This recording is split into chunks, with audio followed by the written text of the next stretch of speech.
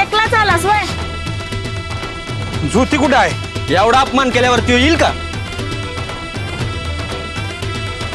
तुला खोटं सांगितलंय त्यानं. तुझ्यात आणि माझ्यात फूट पडतोय त्यो. आहे आणि बाळू मामा ठाव नाही होय तुला? आता त्यानं काय सांगितलं?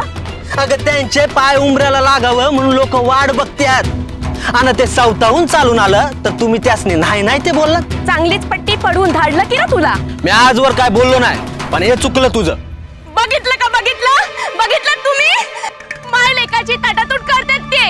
इतके दिवस या घरचं मीठ खाल्लं आणि या घरावरच उलटलाय त्यो.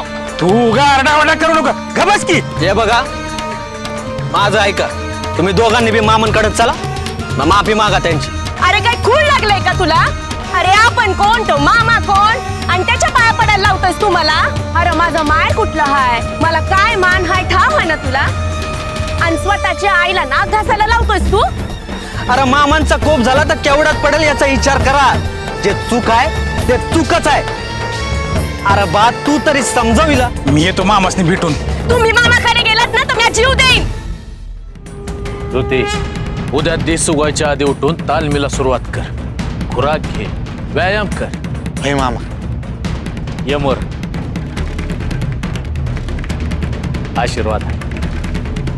दिस रात एकच ध्यास ठेवा आणि कष्टाला कमी पडू नको. मामा आता पुस्तक सुरू होणार आहे. काय करू नका, आधी याला तयार होऊ दे.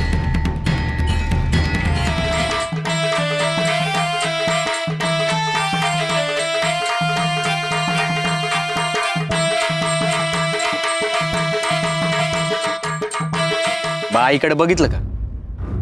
का? काय झालं तिला? अरे बरं वाटत नाही तिला. काल तर बरी होती. वायपर सकाळपासून चांगलं तापलंय. रातच्याला तापाला असणं.